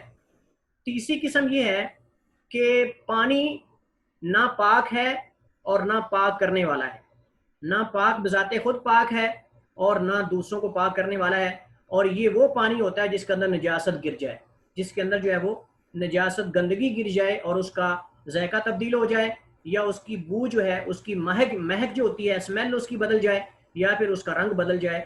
تو یہ پانی جو ہوتا ہے، نجاست گرنے سے اس کا رنگ بدل جانا، اس کی مہک کا بدل جانا، اس کی بو کا بدل جانا، اسمیل کا بدل جانا، یا پھر اس کے ذائقے کا بدل جانا، یہ جو ہے پانی، اس کو نجس بولتے ہیں اور اس سے طہارت حاصل نہیں کی جا سکتی۔ اب اس میں ہر ایک کے متعلق، اس سے متعلقہ جو ہے فقہی مسائل ہیں اور اختلافات ہیں، تو انشاءاللہ یہ ہم آگے بڑھیں اس مسئلے میں کہ پانی کی کتنی قسمیں ہیں وصف کے اعتبار سے، صفت کے اعتبار سے۔ تو یہ دو قسمیں ہیں۔ جمہور علماء کے ہاں 3 قسمیں ہیں، اور امام ابو حنیفہ رحمۃ اللہ علیہ یعنی حنفیہ کے ہاں، اور امام ابن تیمیہ رحمۃ اللہ علیہ، اور جو ہمارے معاصرین علماء ابن باز رحمہ اللہ علیہ رحمۃ اللہ علیہ، اور اسی طرح جو ہے وہ شیخ ابن عثیمین رحمہ اللہ، تو ان کے ہاں جو ہے وہ پانی کی 2 قسمیں ہیں، اور جمہور علماء کے ہاں حنفیہ، مالکیہ، شافی، مالکی، حنبلی، ان کے ہاں جو ہے وہ پانی کی 3 قسمیں، جیسا کہ اس نے ذکر کی، پاک کرنے والا اور پاک اور پاک تو ہے لیکن پاک نہیں کر سکتا، اور تیسرا یہ کہ وہ نجس ہے۔ یہ 3 قسمیں انشاءاللہ یہ کل دوبارہ ہم یہ مسئلہ شروع سے دوبارہ پڑھیں گے، اور فریقین میں سے ہر ایک کے دلائل بھی ذکر کریں گے، اور اس میں سے انشاءاللہ راجح موقف کی طرف بھی جو ہے ہم اشارہ کریں گے، اس میں راجح کیا ہے دلیل کی بنیاد پر۔ تو یہاں پر ہم اکتفا کرتے ہیں۔ اللہ تعالیٰ سے دعا ہے اللہ تعالیٰ ہمیں کتاب و سنت کو اور شرعی مسائل کو کما حقوق سمجھ کر اس پہ عمل کرنے کی توفیق عطا فرمائے۔ ہمارا ٹائم جو ہے وہ 7:15 بجے تک ہے۔ یہ بیچ میں جو لوگ میسج کرتے ہیں نا، پلیز میسج آپ تھوڑے کوئی صحیح مناسب کیا کریں جو حالات کے مطابق ہوں۔ کوئی کہہ رہا ہوتا ہے اپنے ہاتھ جو ہے ان کو ایسے کرو، کوئی کچھ کہہ رہا ہوتا ہے۔ ٹائم ہمارا 7:15 بجے ہے، اگرچہ 7 بجے اصل ٹائم ختم ہو جاتا ہے، لیکن میں اس لیے کہہ رہا ہوں کہ اگر کوئی نہیں لیکچر اٹینڈ کر سکا اس کے بعد تو کل دوبارہ میں یہ مسئلہ جو ہے وہ اس کو ریپیٹ کروں گا، دوبارہ انشاءاللہ ذکر کروں گا۔ تو یہاں ہم اکتفا کرتے ہیں، کل انشاءاللہ دوبارہ اس مسئلے کو میں ذکر کروں گا کہ پانی صفت کے اعتبار سے اس کی کتنی قسمیں اور اس میں اختلاف کیا ہے، اور انشاءاللہ اس پہ راجع موقف اس پہ ہم بحث کریں گے۔ اور اسی طرح جو ہے پانی اگر 2 کلوں سے کم ہو تو کیا وہ نجاست کو اٹھا سکتا ہے یا نہیں، اس کے بارے میں اختلاف انشاءاللہ یہ دونوں مسئلے ہم کل پڑھیں گے۔ جزاکم اللہ خیرا۔ جی آپ کسی کے پاس سوال ہے تو آپ کر سکتے ہیں، اگر کوئی جانا چاہتا ہے تو اس کے لیے بھی اجازت ہے، آپ جا سکتے ہیں۔ پلیز اپنے میسیجز میں غصہ نہ دکھائیں۔ شیخ ایک ڈفرینٹ سوال ہے، وہ ٹاپک سے ریلیٹ نہیں ہے، بس یہ جاننا تھا کہ فقہ کو بہتر طریقے سے پڑھنے کے لیے کیا میتھڈالوجی اپنا ہے، مطلب اس کے لیے اصل میں یہ ہے بھائی صاحب کہ فقہ کے لیے اس میں کچھ سب سے پہلے اصول کو پڑھنا چاہیے، اصول فقہ کو کچھ نہ کچھ پڑھنا چاہیے۔ اس کے بعد جب آپ اصول فقہ سے واقف ہو جائیں گے تو پھر آپ کو فقہ جو ہے سمجھنا آسان ہوگی۔ لیکن اگر پہلے سے اصول نہ پڑھے جائیں، اور اس میں ایک تدرج بھی ہوتا ہے کہ فقہ میں سب سے پہلے آسان کتاب جو ہے وہ اختیار کی جائے، اس کے بعد اس سے تھوڑی سی مشکل، اس کے بعد اس سے تھوڑی مشکل، اس طرح یعنی ایک جس کو ہم کہتے ہیں نا تدریجن یہ کام جو ہے وہ بتدریج کام کیا جائے، سٹیپ بائی سٹیپ۔ ایک ہی دم بڑی کتاب نہ انسان اٹھا لے، اور اس سے پہلے کچھ قواعد ذہن میں ہونے چاہیے جو فقہا کے ہاں، اصولیین کے ہاں جو ہے وہ فقہ استنباط کرنے کے اصول ہیں، قواعد و ضوابط ہیں، ان سے بھی کچھ نہ کچھ آگاہی ہونی چاہیے۔ اور اس سے اگلی بات یہ ہے کہ آدمی جو ہے علماء کہتے ہیں کہ ایک فقہ کو سب سے پہلے ایک فقہ کو پڑھے، ایک فقہ کو سب سے پہلے پڑھے، اس کے بعد جو ہے وہ دیگر جو ہے وہ فقہ ان کو پڑھے۔ لیکن چونکہ ہمارے ہاں اب اس کا کوئی خاص آپ سمجھ لیں کہ رواج نہیں ہے۔ اب چونکہ آپ کو میں نے بتایا کہ فقہ المقارن کا جو ہے وہ رواج ہے کہ چاروں فقہ کو اکٹھا کر کے پڑھا جاتا ہے، تو وہی ہم یہاں پڑھ رہے ہیں۔ انشاءاللہ کوشش تو میری یہی ہے کہ ہم آسان سے آسان کر کے آپ کے سامنے چیزیں لا کر پیش کریں۔ جیسے میں نے چیزیں ذکر کی ہیں یہ ساری آج ہی آپ کو کتاب میں نہیں ملیں گی، فقہ الحدیث میں یہ ساری چیزیں ڈیٹیل تفصیل اور اس طرح تقسیم جو ہے وہ قسموں کی آپ کو وہاں نہیں ملے گی، اس لیے سمجھنا مشکل ہوگی اس کو۔ اس لیے مقصد یہی ہے کہ آپ کوشش کریں کہ تمام لیکچر جو ہیں وہ اٹینڈ کریں ساتھ ساتھ۔ اگر ایک آپ سے لیکچر مس ہو جاتا ہے تو آپ سے جو اگلے لیکچر کا پہلے کے ساتھ ربط جو ہے اس کو ملانا آپس میں مشکل ہو جائے گا۔ استاد جی ایک سوال ہے میرا، میرے پاس ایک کتاب ہے فقہ کی، عاصم الحداد کی ہے، جس میں انہوں نے پہلے کتاب و سنت سے دلائل دی ہوئے کسی بھی موضوع پر، اور اس کے بعد انہوں نے ائمہ کی رائے دی ہوئی، تو اس کو ہم کس کیٹیگری میں داخل کریں گے، کتاب المقارن میں یا کچھ اور؟ اس میں یہ ہے کہ یہ محدثین کا طریقہ ہوتا ہے، جیسا کہ امام ترمذی رحمہ اللہ نے طریقہ اختیار کیا ہے۔ امام ترمذی جو ہے وہ ان کی کتاب جو ہے اس کو سنن علماء نہیں کہتے، بعض علماء اس کو جامع کہتے ہیں، یعنی کتاب الجامع سے مراد جس میں احکامات کو جمع کر دیا گیا۔ امام ترمذی پہلے احادیث ذکر کرتے ہیں اس باب میں، پھر علماء کے اقوال ذکر کرتے ہیں، تو یہ محدثین کا طریقہ ہے۔ یہ جو دور حاضر میں، عصر حاضر میں جو فقہا کا طریقہ ہے وہ نہیں ہے، یہ متقدمین جو امام ترمذی وغیرہ رحمہ اللہ ان کا طریقہ تھا۔ امام بخاری بھی بعض جگہوں پہ باب قائم کر کے نیچے اقوال ذکر کرتے ہیں۔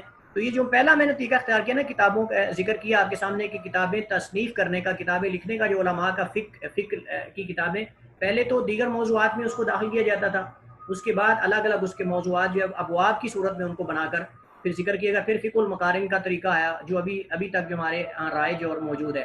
تو وہ طریقہ جو آپ ذکر کر رہے ہیں یہ طریقہ جو ہے محدثین کا ہے کہ پہلے احادیث ذکر کی جائیں، احادیث کے بعد جو اس سے متعلقہ اقوال ذکر کیے جائیں، اس کے بعد جو اس کے اندر آگے۔ لیکن یہ طریقہ جو ہم پڑھ رہے ہیں یہ مقارن ہے کہ پہلے اختلاف ذکر کیا جائے، اور پہلے متفقہ جز جو ہے جس پر سب کا اتفاق ہے وہ ذکر کر کے اس کے بعد مختلف یہ ذکر کیا جائے کہ فلاں مسئلے میں اختلاف ہے، اس میں 3 قول ہیں، 2 قول ہیں۔ پہلا قول مثلا مالکیہ شافعیہ کا ہے، ان کے دلائل ذکر کیے جائیں، پھر دوسرا قول ان کے دلائل اور آخر میں ان کو ترجیح دی جائے، اس میں وہ صورتیں جو آپ کے سامنے ذکر کی ہیں تعارض کے حل کی، کہ وہ سب سے پہلے ان کو دیکھا جائے کہ صحیح کون سی ہے, دلیل ضعیف کون سی ہے, اس کے بعد جو ہے وہ ان کو جمع کرنے کی صورت دیکھی, جمع نہ ناسخ و منسوخ, یہ سارے طریقے کل میں ڈیٹیل سے تفصیل سے بتا چکا ہوں. جزاک اللہ خیر. السلام علیکم. وعلیکم السلام. جی میرے اجتہاد سے متعلق 3 کوشچن ہیں. ابھی پہلا کوشچن, جو آپ نے ایک بات کی تھی کہ آج کل چاروں فقہوں کو ملا کر اور پھر ان کو دلالت سے دیکھتے ہیں کہ کس کو ترجیح دینی ہے, یعنی کہ وہ آپ نے ڈفرینٹ طریقے بتائے تھے. جی اس میں میرا کوشچن یہ تھا کہ یہ کام ایک اسکالر کرے گا یا ایک عام آدمی بھی کر سکتا ہے, یا عام آدمی کے لیے صرف یہ ہے کہ وہ صرف اسکالر کی بات کو مانے؟ اس میں یہ ہے کہ یہ جو کام ترجیحات والا ہے یہ وہی کرے گا جس کو یہ تمام طرق کا, یعنی جو ترجیحات کے طریقے ہیں ان سے آگاہی ہو. یعنی کہ اکیلا آدمی کتاب پڑھ کے ترجیح دینا شروع کر دے, بلکہ کسی استاد کے پاس جو ہے, باقاعدہ کسی ٹیچر کے پاس وہ پڑھے اس فن کو اور حل کرے ان مسائل کو. اس کے اندر یہ کیپیسٹی اور یہ قوت ملکہ پیدا ہوگا کہ ان کو مسائل کو ترجیحات ان کے اندر کیسے دی جاتی ہیں, مسئلے کو ترجیح کیسے دی جاتی ہے, اس میں موقف کیسے کسی کا اس کو راجع اور مرجوح کی قرار دیا جاتا ہے. تو یہ کوئی آدمی بغیر استاد کے یہ ایسے کام نہیں کر سکتا. اس لیے آپ دیکھ رہے ہیں اس وقت جتنے بھی سوشل میڈیا پہ جو آپ کو ایکٹیو نظر آتے ہیں, ایسے لوگ جو حدیث کا انکار کر رہے ہیں یا صحیح بخاری مسلم کی حدیث پہ جو ہے وہ تنقید کر رہے ہیں, آپ دیکھ لیں ان کا, آپ بیک گراؤنڈ چیک کر لیں, مدرسہ کہیں بھی نہیں پڑھے ہوئے وہ لوگ, ایسے بس 2-4 کتابیں. ایک یہ مرزا جیلمی صاحب جو ہیں, ابھی آپ ان کی کلپ دیکھ رہے ہوں گے کہ وہ خود اس چیز کا اعتراف کرتے ہیں. یہ لوگ اس طرح خود اعتراف کرتے ہیں کہ میں نے کوئی مدرسہ نہیں پڑھا ہوا, لیکن دیکھیں میں کتنا بڑا محقق بنا بیٹھا ہوں. تو جتنا بھی انسان بذات خود مطالعہ کر لے, جو چیز انسان سے انسان استاد سے ٹیچر سمجھ سکتا ہے, وہ آدمی خود انسان وہ مسائل جو ہے وہ ان کو حل نہیں کر سکتا. تو اس لیے خود انسان ترجیح نہیں دے سکتا مسائل کو جب تک وہ کسی استاد کے پاس یہ مسائل باقاعدہ پڑھے گا نہیں, یا ان چیزوں کے حل کے طریقے جو ہے وہ نہیں سیکھے گا. دوسرا کوشچن یہ کہ اجتہاد کرنے کے لیے کتنا لیول آف ایجوکیشن کسی انسان کا ہونا چاہیے؟ سب سے پہلے یہ ہے کہ اجتہاد کے لیے تمام احادیث کا علم ہونا ضروری نہیں ہے. یہ میں آپ کو پہلے بتا چکا ہوں, کیونکہ کسی کا تمام حدیث کو علم ہونا ممکن ہی نہیں. تو یعنی اجتہاد میں یہ ہے کہ اس آدمی کو جو اجتہاد کر رہا ہے اس قدر شرعی دلائل پر, کتاب و سنت کے دلائل پر اس کو یعنی فقیت ہو, یا اس کی کیپیسٹی ہو اس کے اندر, یا اس کو ملکہ حاصل ہو, یا اس قدر اس کو استحضار ہو. استحضار کہتے ہیں کسی چیز کا ذہن میں حاضر ہونا, یعنی اس قدر اس کو کتاب و سنت کے دلائل سے معرفت حاصل ہو کہ وہ ان دلائل سے مسائل اخذ کر سکے. اتنے مسائل سے آگاہی ہو, دلائل سے, احادیث اور آیات سے, کہ وہ ان سے پیش آنے والے مسائل کا حل جو ہے وہ تلاش کر سکے. یہ نہیں کہ ایک بندے نے جو ہے وہ صحیح بخاری مسلم کا اس کو پتہ ہی نہیں, تو یہ بندہ اجتہاد کیسے کر سکتا ہے؟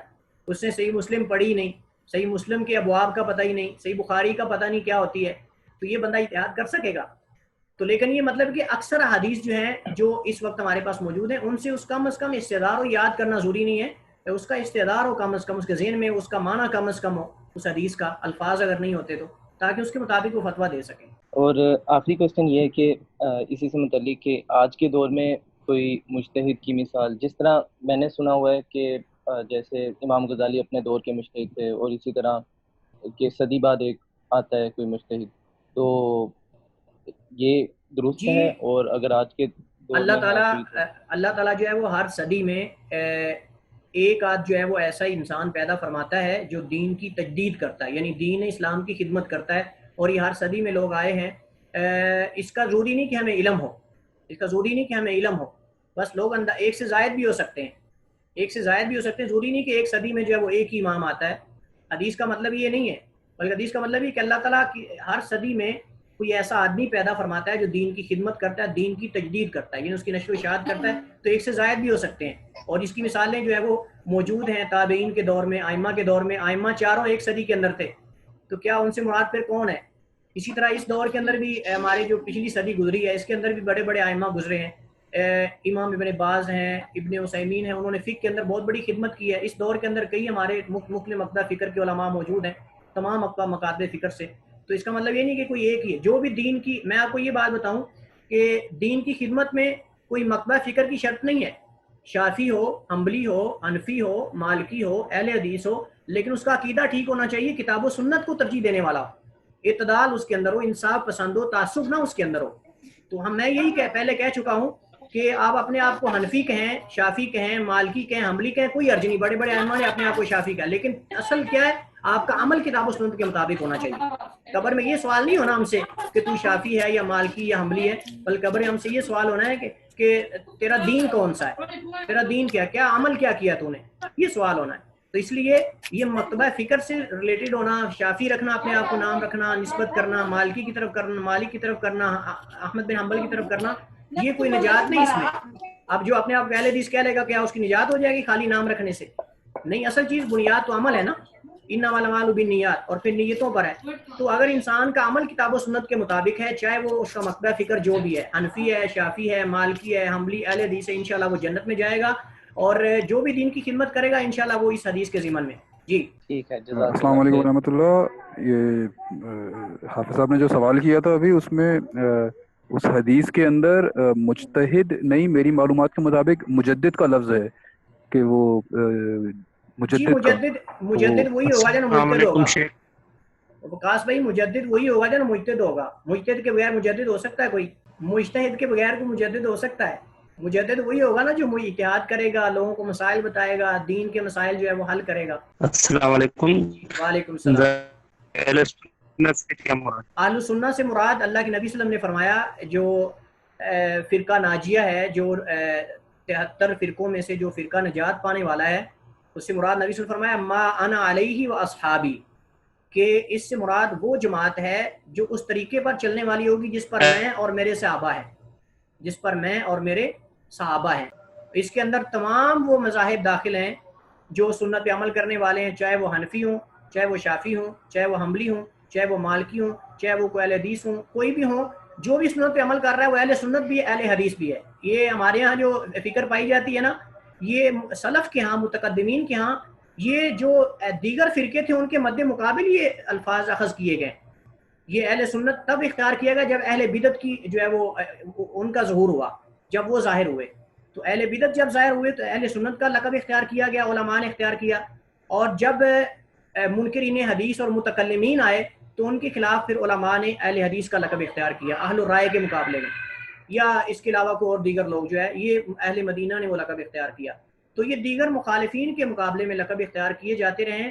لیکن اہل سنت کا جو لقب ہے، یعنی یہ جو لفظ ہے، یہ تمام ان مذاہب پہ بولا جاتا ہے جو سنت پہ چلنے والے ہیں، وہ حنفی ہوں، وہ شافی ہوں، وہ مالکی ہوں، حنبلی ہوں، نام جو بھی ہو، لیکن اصل شرط یہ ہے کہ سنت پہ چلنے والا یا حدیث پہ چلنے والا وہ اہل حدیث بھی ہے، وہ اہل سنت بھی ہے. اہل سنت سے مراد جو ہمارے ہاں معروف ہے اس وقت ہے کہ بریلوی لوگ ہیں، مثلا مکتبہ فکر کے لوگ، وہ مراد نہیں ہے، بلکہ جو علماء کے ہاں معروف ہے وہ ہر وہ انسان ہے جو سنت پہ عمل کرنے والا ہے، چاہے وہ حنفی ہے، چاہے وہ شافی ہے، چاہے وہ مالکی، چاہے وہ حنبلی ہے. معنی بہت وسیع ہے. السلام علیکم. وعلیکم السلام. جی عبداللہ بھائی. سر میرا سوال ہے جو آپ بتا رہے تھے نا شافعی یا حنفی، میرا سوال یہ ہے کہ اگر ایک شافعی ہے، صرف فقہ شافعی کو فالو کرتا ہے، لیکن جن مسائل میں ان کو فقہ شافعی ضعیف لگتا ہے دلائل کے طور پر ان کو چھوڑ دیتا ہے، تو اس طرح کرنا صحیح ہے اگر کوئی کرتا ہے؟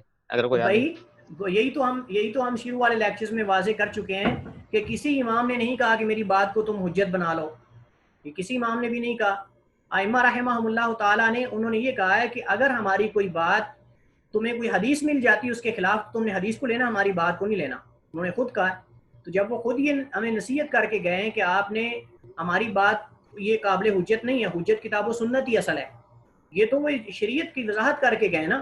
اب وضاحت میں جیسے آج آپ علماء سے سوال کرتے ہیں، آپ دیکھیں ایک ہی مکتبہ فکر کے علماء سے آپ سوال کریں کسی مسئلے کے بارے میں، ایک مفتی صاحب مثلا دیوبند آپ لے لیں، ایک مولوی صاحب سوال کریں گے آپ وہ اور جواب دے گا، دوسرے سے ممکن ہے کہ ان کا اتفاق نہ ہو سکے. تو یہ جو علم ہوتا ہے ہر ایک کے پاس ایک طرح کا نہیں ہوتا. جو حافظہ ہوتا ہے، علم ہوتا ہے، مسائل اخذ کرنے کی جو کیپیسٹی ہوتی ہے ہر ایک کی برابر نہیں ہوتی بلکہ مختلف ہوتی ہے. تو اس اعتبار سے پھر رائے بھی مختلف ہو سکتی ہے. تو اس وجہ سے اگر آپ اگر شافی مثال کے طور پہ ہیں تو آپ اگر حنبلی کا کسی کا موقف اختیار کر لیتے ہیں تو یہ گناہ نہیں ہے. اگر دلیل اس کی قوی، واقعی اس کی دلیل صحیح ہے کتاب و سنت سے، تو آپ کسی بھی مکتبہ فکر کی قول کو لے سکتے ہیں. اگر حنفی ہے تو شافی کے قول کو اور کیا ایسے کئی علماء نے، ایسے حافظ ابن حجر نے، امام نووی نے، بڑے بڑے ائمہ نے یہ جو معروف ہے انہوں نے یہ کام کیے کہ اپنی فقہ کو چھوڑ کر دوسروں کے قول کو ترجیح دی ہے. تو کرنا چاہیے ایسے. یہی تو ہم چاہتے ہیں، ختم کریں اپنے اندر سے، ہم تعصب کو ختم کریں اور جو ہے وہ دلیل کی بنیاد پر دوسرے کے قول کا احترام کریں اور اس کی رائے کا احترام کریں.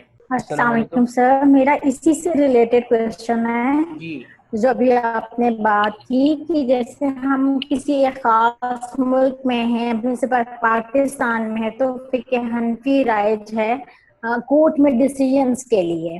اگر ادھر کوئی ایسا ڈیسیجن ہوتا ہے، کوئی ایسا کسی کو مسئلہ درپیش آتا ہے کہ جس میں فقہ حنفی کا مسئلہ جو ہے وہ ضعیف ہے، لیکن کورٹ اسی کے لحاظ سے اس کا ورڈکٹ دیتی ہے، جیسے کہ طلاق کے مسائل ہیں، تو اس صورت میں پھر ہمیں کیا کرنا چاہیے؟ اس صورت میں دیکھیے قانون اور شریعت جو ہے حقیقت تو یہ کہ ان کو الگ الگ نہیں ہونا چاہیے، لیکن شرعی طور پہ وہ مسئلہ جو ہے وہ اگر شریعت کے مخالف ہے تو وہ قبول نہیں ہے، لیکن قانونی طور پہ لاگو ہو جائے گا. لیکن قانون اس کا گناہ گار کون ہوگا؟ وہ قانون گناہ گار ہوگا جو قانون بنانے والا ہے. آپ گناہ گار نہیں ہوں گے. اگر مثال کے طور پہ کسی عدالت کے اندر کوئی ایسا قانون لاگو کیا جاتا ہے جو حقیقت میں چاہے فقہ حنفی میں ہے چاہے شافعی میں لیکن حدیث کے خلاف ہے، تو اس کا گناہ گار وہ عدالت ہے. وہ جو بیچارہ اس کے عدالت میں پھنسا ہو وہ گناہ گار نہیں ہے. جس کی خواہش ہے کہ میں حدیث کے مطابق چلوں لیکن عدالت الگ فیصلہ کر رہی ہے تو گناہ اس عدالت پر، قانون بنانے والے پر ہے، آپ پر اس کا گناہ جو ہے وہ نہیں ہے. لیکن کروانا پڑے گا ہمیں. آپ کیا کریں؟ جو عدالتوں میں قوانین چل رہے ہیں آپ یہ تو نہیں کہہ سکتے کہ بھائی یہ تو حنفی کے مطابق میں تو شافعی ہوں یا میں تو حنبلی ہوں. تو مطلب یہ کہ گناہ گار وہ ہے اگر واقعتا نہیں وہ حدیث کے خلاف ہے. لیکن اگر کسی ملک میں ایسا قانون بن جاتا ہے کہ جو مقتدہ فکر کے لوگ اس کے مطابق جو ہے وہ ان کی فقہ کے مطابق فیصلہ کیا جائے، تو یہ ضیاء الحق صاحب یہی بنانا چاہ رہے تھے شاید جب یہ مسئلہ چلا تھا شریع وہ نصاب بنانے کا یا وہ ایک باقاعدہ کمیٹی بنانے کا. تو میرے خیال ان کا یہی ہدف تھا کہ ہر مقتدہ فکر کے لوگوں کا اس کی فقہ کے مطابق فیملی لاز سے جو بالکل جی بالکل. تو اگر ایسا ہو جاتا ہے تو ٹھیک ہے، لیکن ہمارے ہاں ہے نہیں. تو اس میں اگر کوئی مسئلہ ایسا عدالت فیصلہ کرتی ہے جو حدیث کے خلاف ہے تو گناہ گار وہ ہے، آپ نہیں ہیں. استاد صاحب لیکن ایک اور بات بھی ہے، کچھ لوگ ساری زندگی اس کو ایک مکتبہ فکر کو ہمیں کرنا ہے، کورٹ کے ڈیسیجن کو ہمیں اوبے کرنا ہے.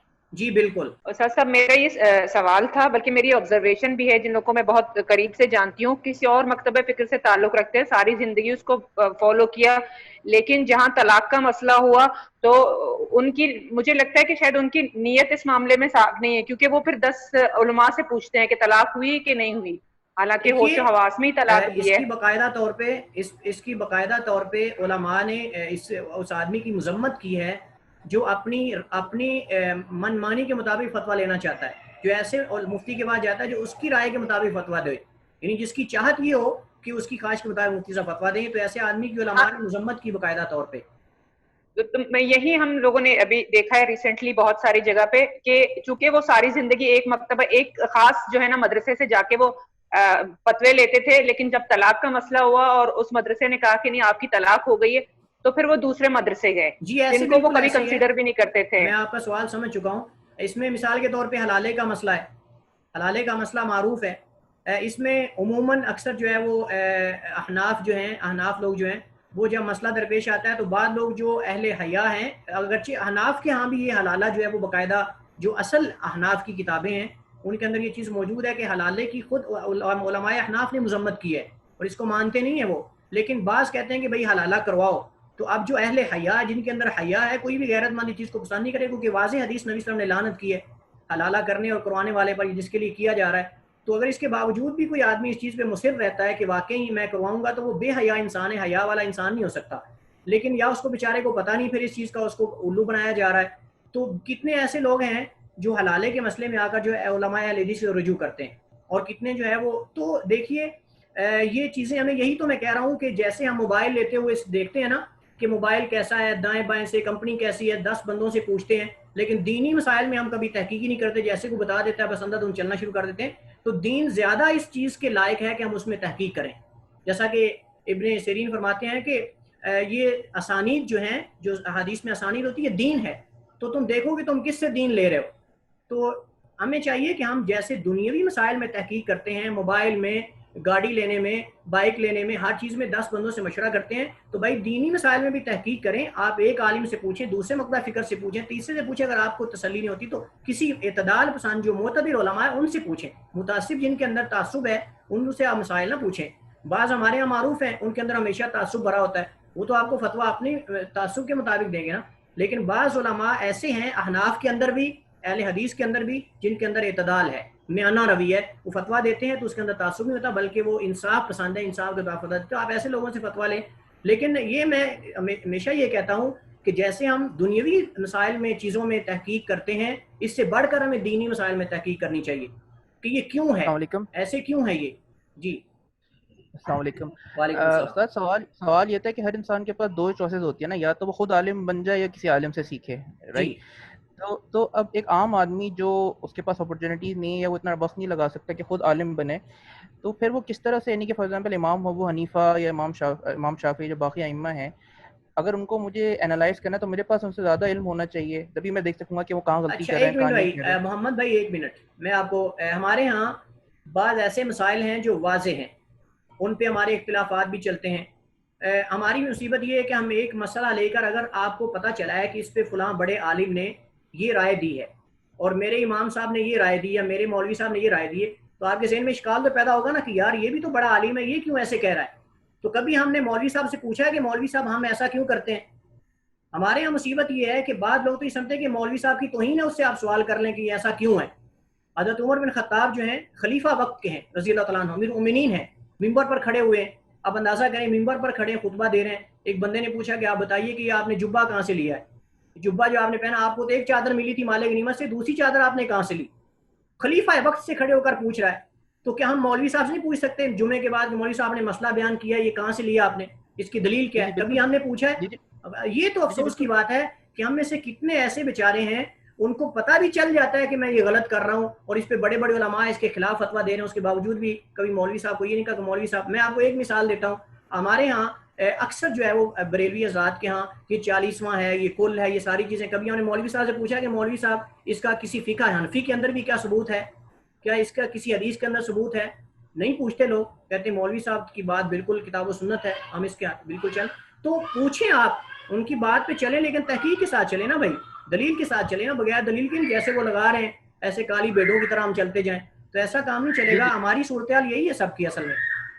جی جو میجر اختلافی مسائل ہیں اس پہ تو صحیح آپ کی بات بالکل مجھے سمجھ میں آ رہی ہے، لیکن کہنے کا مقصد یہ ہے کہ ہر انسان کے پاس اگر وہ عالم نہیں بن رہا، یعنی ایک تو ہے نا کہ اگر ہر کوئی تو عالم نہیں بنے گا، یہ نہ فرض ہے کہ ہر بندہ عالم بنے، تو ہر بندے کا اتنا ریسرچ تو نہیں ہوتی کہ ایک ایک چیز کو جا کے کریٹیکلی انالائز کر سکے اور دیکھے انہوں نے کہاں غلطی کی تھی کہاں نہیں کی تھی. تو ایسی صورت میں پھر بندہ کس کو فالو کرے؟ اگر ان چار ائمہ کو نہیں کرا تو کیا کوئی پانچواں متبادل ہے، کوئی عالم ہے جس نے ساری چیزوں کو حدیث کے حساب سے آرگنائز کر کے ایک لیٹسٹ جسے کہتے ہیں نا کہ بالکل ایکوریٹ دی ہو پرسکرپشن کو، بندہ اسی کو فالو کر لے اطمینان خلق کے ساتھ کہ بس اب یہ بندہ غلطی نہیں کر رہا؟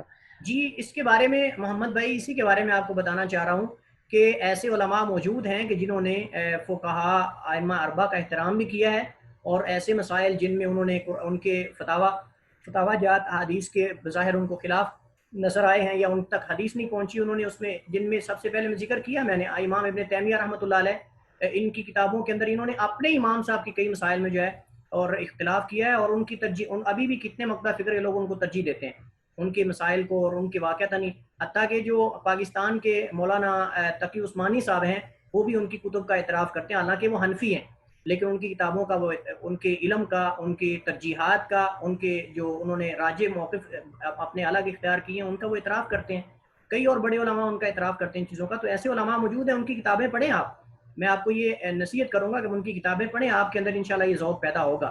جی السلام علیکم ورحمۃ اللہ. شیخ صاحب موضوع کے اوپر جو سوال آیا تھا ابھی بھائی کی طرف سے، اس میں ایک انہوں نے سوال کے دوران ہی ایک ذکر کیا تھا کہ ایک عالم یا بڑے عالم کا انہوں نے تذکرہ کیا تھا. تو یہ تو اس پہ اس سوال پر اصل میں ایک سوچ آئی تھی ذہن میں، تبصرہ آیا تھا.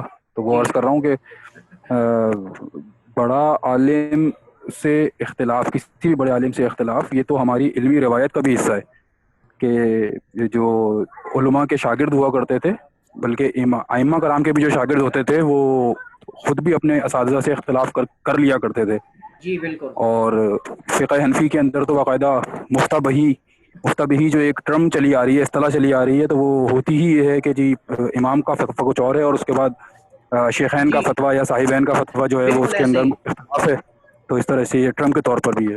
جی تو یہ بات کوئی نئی نہیں ہے، پہلے سے موجود ہے. میں یہی بھائی کو یہ عرض کر رہا تھا کہ ہمیں اگر پتہ چل جاتا ہے، ایک نہیں، دو نہیں، تین چار علماء سے پتہ چلتا مختلف مقطع فکر سے کہ یار تین علماء الگ کہہ رہے ہیں اور میرے مولوی صاحب الگ کہہ رہے ہیں، تو پھر ہمیں تھوڑی سی تحقیق کرنی چاہیے نا کہ واقعی یار اس میں ریزن کیا ہے، وجہ کیا ہے، کیوں یہ سارے لوگ ایک بات کر رہے ہیں اور میرے مولوی صاحب یہ ایک بات کر رہے ہیں. تو یہ انسان کو تھوڑا سا شک تو پڑ جاتا ہے نا کم از کم. تو یہ ان چیزوں سے ہمیں اندازہ لگا لینا چاہیے کہ بھائی اگر میرے مسلک کے اندر، میرے مقطع فکر کے اندر اگر اس مسئلے پہ باقی سارے الگ اور کچھ کہہ رہے ہیں، یہ اور کہہ رہا ہے، تو کوئی ریزن تو ہوگی نا. تو اس میں آدمی تحقیق تو کر سکتا ہے نا کسی اور، ان سے جا کے پوچھ سکتا ہے بھائی دلائل کا تو اتنا تو عامی بندہ بھی کر سکتا ہے نا، جاہل بندہ بھی، کہ بھائی ایک طرف آپ کے سامنے حدیث رکھ رہے ہیں، حدیث جو ہے بالکل ضعیف ہے، ثابت ہی نہیں ہے، اور ایک طرف کتاب صحیح بخاری مسلم کی حدیث ہے. تو ان چیزوں سے میں بذات خود ایسے بندوں کو جانتا ہوں کہ جو کچھ نہیں پڑھے ہوئے، یعنی دین کا ان کے پاس علم نہیں، لیکن وہ اس تحقیق کے پیچھے لا کے ان کو اللہ تعالیٰ نے جو ہے وہ سمجھ عطا فرمائی. مثال کے طور پہ کتنے ایسے ہیں جو قبروں پہ سجدے کرتے تھے، اس طرح کے الٹے پلٹے کام کرتے تھے. تو انہوں نے جب تحقیق کی کہ یار دیکھیں ہم دوسروں کی تو سنیں وہ کیا کہتے ہیں، ان کے دلائل تو دیکھیں کہ وہ دلائل کیا دیتے ہیں. ہماری مصیبت یہ کہ ہم دوسرے کی سننے کو تیار ہی نہیں ہے. اصل یہ مسئلہ ہے، یہاں آ کر اصل فالٹ ہے کہ ہم دوسرے کی سننے کو تیار ہی نہیں. آپ سنیں بھائی، دونوں کی سنیں. عقل اللہ نے دی ہے نا، تو عقل جب اللہ نے دی ہے تو یہ عقل اس لیے دی کہ ہم دونوں میں فرق کر سکیں، صحیح اور غلط میں فرق کر سکیں. اور اس کے اندر اللہ تعالیٰ نے اتنی کیپیسٹی رکھی ہوئی ہے. جیسا کہ حضرت ابو طفیل دوسی رضی اللہ عنہ صحابی رسول ہیں، غالباً حضرت طفیل یا ابو طفیل ہیں. ان کے بارے میں آتا ہے کہ جب مکہ میں داخل ہونے لگے تو اہل مکہ نے کہا کان بند کر لو، یہ محمد جو ہے نعوذ باللہ یہ ساحر جادوگر ہے، اور یہ ایسا جادو کرتا ہے کہ بندہ اسی کا ہو کر رہ جاتا ہے. تو آگے سے انہوں نے فرمایا کہ میں عقل مند، اللہ نے عقل دی ہے، میں سنوں گا، اگر مجھے پسند آیا تو اگر مجھے عقل سے مجھے پتہ چلا کہ صحیح بات کر رہا ہے تو میں اس کی مان لوں گا، اگر نہ صحیح لگی تو میں چھوڑ دوں گا.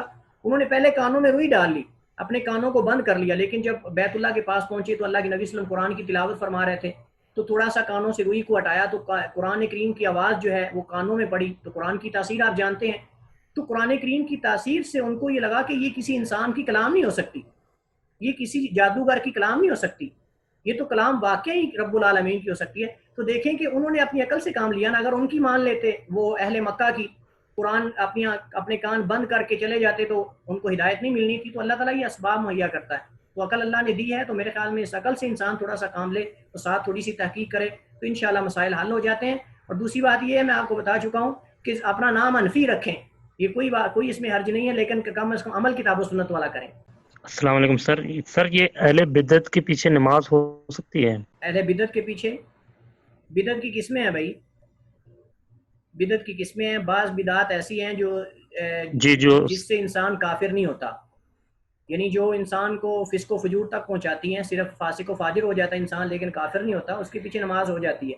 لیکن ایسی بدعت جو انسان کو دینہ اسلام سے، دائرہ اسلام سے خارج کر دے، بدعت مکفرہ جس کو بولتے ہیں، مکفرہ، جس سے انسان کافر ہو جاتا ہے، تو ایسے آدمی کے پیچھے نماز نہیں ہوتی. مثال کے طور پہ کسی ایسا آدمی جو منکر حدیث ہو، مثال کے طور پہ، یا ایسا آدمی جو واضح پتہ چلتا ہے قبر کے سامنے سجدے کرتا ہے، تو وہ امام بھی ہے، قبروں پہ سجدے بھی کر رہا ہے، قبروں کا طواف بھی کر رہا ہے. تو اب اس آدمی کو ہم کیا کہیں گے؟ ہم اس پہ بذاتے ہی اس پہ ہم فتویٰ نہیں لگا سکتے کہ یہ کافر ہے، کیونکہ اس پہ حجت پوری نہیں ہوئی. لیکن نماز کا مسئلہ، میں صرف جواب نماز کا دے رہا ہوں، میں اس آدمی کی فتویٰ نہیں لگا رہا کہ وہ کافر ہے یا مسلمان ہے. تو ہم بدعت کی جو بدعت ہے بذاتی اس کے بارے میں بتا رہا ہوں کہ علماء نے کہا ہے، ابن تیمیہ رحمۃ اللہ علیہ نے منہاج السنہ کے اندر بھی انہوں نے یہ بات ذکر کی ہے کہ اگر آدمی کی بدعت ایسی ہو جو انسان کو کفر تک پہنچاتی ہے یا جو کفر ہو، تو اس آدمی کے پیچھے نماز نہیں پڑھنی چاہیے. لیکن اگر ایسی بدعت ہو جس سے انسان صرف فاسق و فاجر ہو جاتا ہو تو اس کے پیچھے نماز جو ہے پڑھی جا سکتی ہے. اب مثال کے طور پہ رافضہ ہیں، ایسے ایک تو شیعہ ہوتے ہیں جن کے دل کے اندر آل بیت کی محبت ہے لیکن وہ صحابہ کا احترام بھی کرتے ہیں. ایسے لوگ میری مراد نہیں، بلکہ ایسے میری مراد لوگ ہیں جو آل بیت کی محبت کا نام لے کر دیگر صحابہ سے نفرت کرتے ہیں اور ان کو گالی دیتے ہیں. اللہ کے نبی صلی اللہ علیہ وسلم کی جو ازواج مطہرات کو، آپ کی آل کو برا بھلا کہتے ہیں یا آپ کے صحابہ کو، تو ایسے لوگوں کے پیچھے نماز نہیں ہوتی. میں آپ سے مثال دے رہا ہوں.